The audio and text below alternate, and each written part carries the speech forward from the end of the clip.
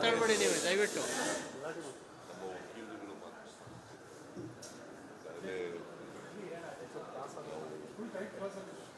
ರಾಜ್ಯಪಾಲರ ಆದೇಶವನ್ನು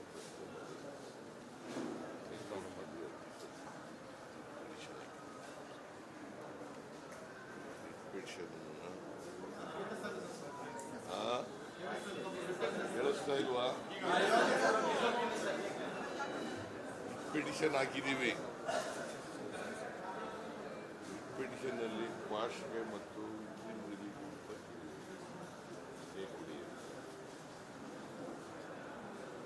ಈ ಪಿಟಿಷನ್ ಮೇಲೆ ಆರ್ಗ್ಯುಮೆಂಟ್ ಮಾಡಲಿಕ್ಕೆ ನನ್ನ ಪರವಾಗಿ ಅಭಿಷೇಕ್ ಮನು ಸಿಂಘ್ವಿ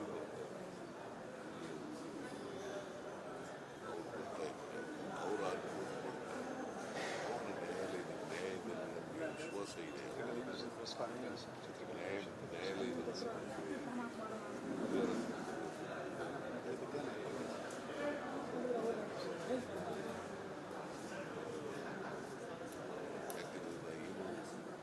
ತಪ್ಪೇನು ಮಾಡಿಲ್ಲ.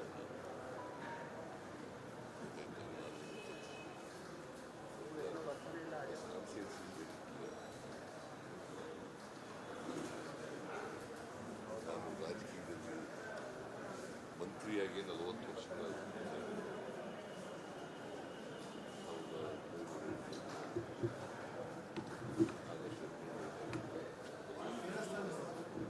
40 ವರ್ಷಗಳಲ್ಲಿ ಯಾವುದೇ ಕಪ್ಪುಚುಕ್ಕಿ ಇಲ್ಲ. ನನ್ನ ರಾಜಕೀಯ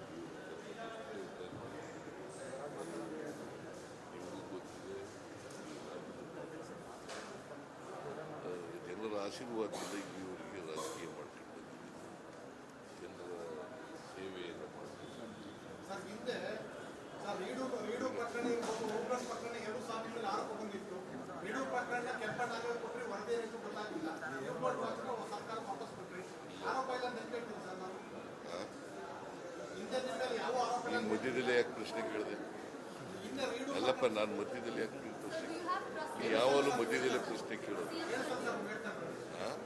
ನಾನು ಹೇಳಿ ಮುಗಿಸೋವರೆಗೂ ಆಮೇಲೆ ಕೇಳಬೇಕು.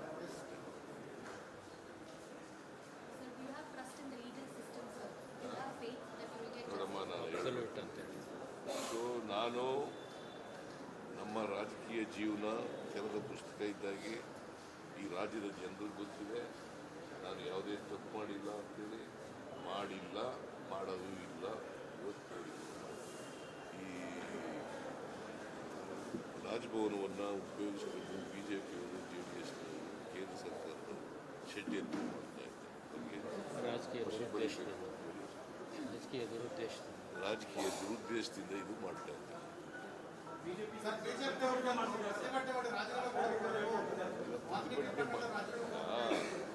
ರಾಜಕೀಯ ದುರುದ್ದೇಶದಿಂದ ಮಾಡ್ತಾ ಇದ್ದಾರೆ.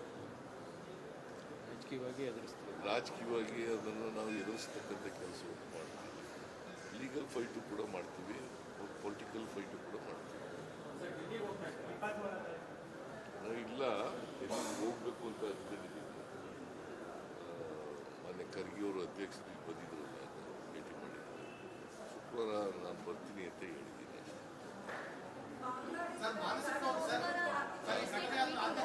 ಮಾನಸಿಕವಾಗಿ ಮತ್ತೆ ನೈತಿಕವಾಗಿ ಕುಗ್ಗಿದ್ರಿ ಸರ್. ಸ್ವಲ್ಪ ನೀವು ಡಲ್ ಕಾಣ್ತಾ ಇದ್ದೀರಿ. ಈಗ ಭಾಳ ಡೆಲ್ ಕಾಣಿಸ್ತಾ ಇದೆ. ಯಾಕೆ ಡೆಲ್ ಕಾಣಿಸ್ತಾ ಇದೆಯಾ? ನಾ ಇನ್ನೂ ಈ ರಾಜಕೀಯದಲ್ಲಿ ಹೋರಾಟ ಇದೆಯಲ್ಲ, ಹೋರಾಟ ಮಾಡುವಾಗ ಇನ್ನೂ ಹೆಚ್ಚು ನನಗೆ ಜೋಶ್ ಬರ್ತದೆ.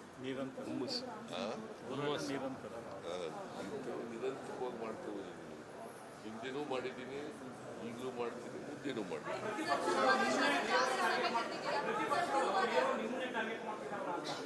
ಯಾಕಂದ್ರೆ ಅವ್ರಿಗೆ ಭಯ.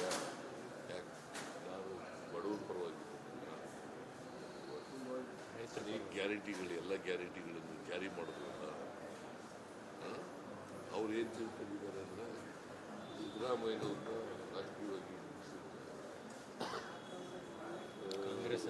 ಇಡೀ ಕಾಂಗ್ರೆಸ್ ಪಕ್ಷವನ್ನು ಮುಗಿಸ್ತೀವಿ ಅಂತ ಭ್ರಮೆನಲ್ಲಿದ್ದಾರೆ. ಆ ಭ್ರಮೆ ಈಡೇರಲ್ಲ.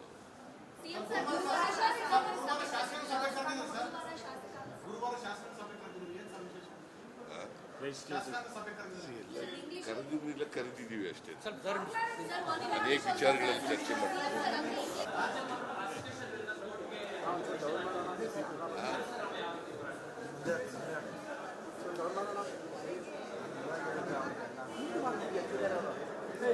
ಇಲ್ಲ, ಲಾಯರ್ಗಳು ಮಾತಾಡಬೇಡಿ ನೀವು ದಯವಿಟ್ಟು. ನಮ್ಮ ವಕೀಲರುಗಳು ಮಾತಾಡ್ತಾರೆ.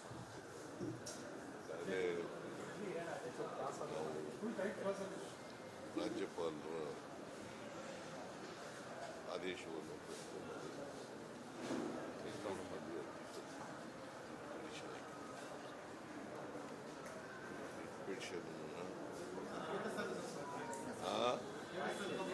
ಹೇಳಿಸ್ತಾ ಇಲ್ವಾ?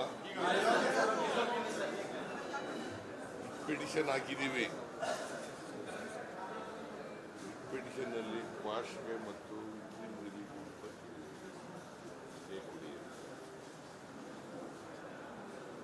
ಈ ಪಿಟಿಷನ್ ಮೇಲೆ ಆರ್ಗ್ಯುಮೆಂಟ್ ಮಾಡಲಿಕ್ಕೆ ನನ್ನ ಪರವಾಗಿ ಅಭಿಷೇಕ್ ಮನು ಸಿಂಗ್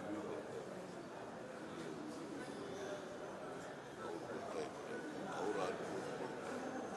ಅವ್ರ ನ್ಯಾಯಾಲಯದಲ್ಲಿ ನಮಗೆ ವಿಶ್ವಾಸ ಇದೆ. ಯಾಕಂದ್ರೆ ಏನು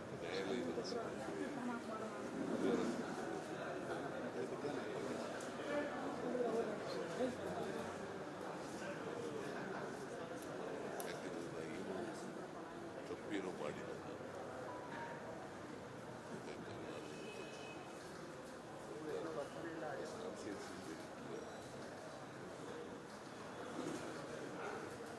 ನಾನು ರಾಜಕೀಯದಲ್ಲಿ ಮಂತ್ರಿಯಾಗಿ 40 ವರ್ಷಗಳ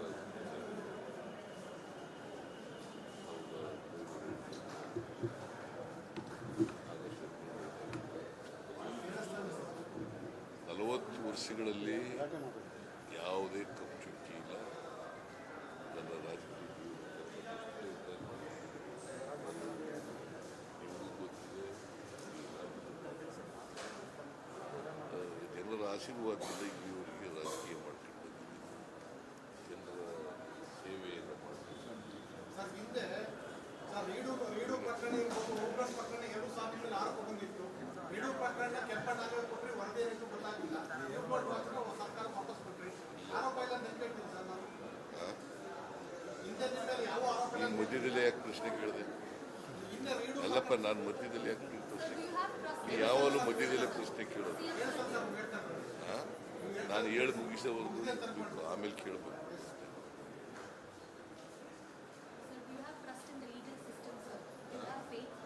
ನೋಡಮ್ಮ,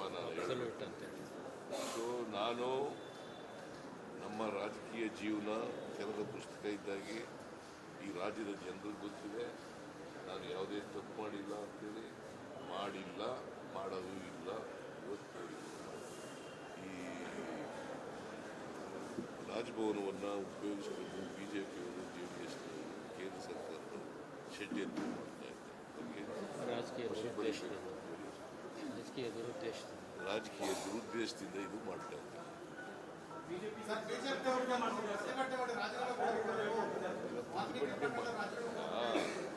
ರಾಜಕೀಯ ದುರುದ್ದೇಶದಿಂದ ಮಾಡ್ತಾ ಇದ್ದಾರೆ. ರಾಜಕೀಯವಾಗಿ ಅದನ್ನು ನಾವು ಎದುರಿಸ್ತಕ್ಕಂಥ ಕೆಲಸವನ್ನು ಮಾಡ್ತೀವಿ. ಲೀಗಲ್ ಫೈಟು ಕೂಡ ಮಾಡ್ತೀವಿ, ಪೊಲಿಟಿಕಲ್ ಫೈಟು ಕೂಡ ಮಾಡ್ತೀವಿ.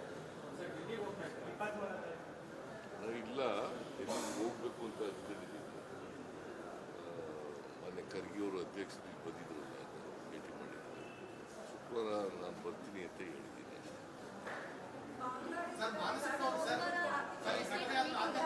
ಮಾನಸಿಕವಾಗಿ ಮತ್ತೆ ನೈತಿಕವಾಗಿ ಕುಗ್ಗಿದ್ರು ಸರ್. ಸ್ವಲ್ಪ ನೀವು ಡಲ್ ಕಾಣ್ತಾ ಇದ್ದೀರಿ. ಈಗ ಭಾಳ ಡೆಲ್ ಕಾಣಿಸ್ತಾ ಇದೆ. ಯಾಕೆ ಡೆಲ್ ಕಾಣಿಸ್ತಾ ಇದೆಯಾ? ನಾ ಇನ್ನೂ ಈ ರಾಜಕೀಯದಲ್ಲಿ ಹೋರಾಟ ಇದೆಯಲ್ಲ, ಹೋರಾಟ ಮಾಡುವಾಗ ಇನ್ನೂ ಹೆಚ್ಚು ನನಗೆ ಜೋಶ್ ಬರ್ತದೆ. ನಿರಂತರವಾಗಿ ಮಾಡ್ತಾ ಹೋಗಿದ್ದೀನಿ.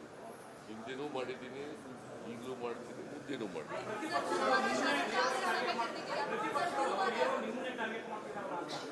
ಯಾಕಂದ್ರೆ ಅವ್ರಿಗೆ ಭಯ. ಯಾಕೆ ನಾನು ಬಡವರ ಪರವಾಗಿ ಈ ಗ್ಯಾರಂಟಿಗಳು, ಎಲ್ಲ ಗ್ಯಾರಂಟಿಗಳನ್ನು ಜಾರಿ ಮಾಡೋದ್ರಿಂದ ಅವ್ರು ಏನು ತಿಳ್ಕೊಂಡಿದ್ದಾರೆ ಅಂದರೆ ಸಿದ್ದರಾಮಯ್ಯನವ್ರನ್ನ ರಾಜಕೀಯವಾಗಿ ಇಡೀ ಕಾಂಗ್ರೆಸ್ ಪಕ್ಷವನ್ನು ಮುಗಿಸ್ತೀವಿ ಅಂತ ಭ್ರಮೆನಲ್ಲಿದ್ದಾರೆ. ಆ ಭ್ರಮೆ ಈಡೇರಲ್ಲ. ಗುರುವಾರ ಶಾಸನ ಸಭೆ ಕರೆದಿದ್ರು ಏನ್ ಶಾಸನ ಸಭೆ ಕರೆದಿಲ್ಲ, ಕರೆದಿದ್ದೀವಿ ಅಷ್ಟೇ. ಅನೇಕ ವಿಚಾರಗಳಲ್ಲಿ ಚರ್ಚೆ ಮಾಡ್ತೀವಿ.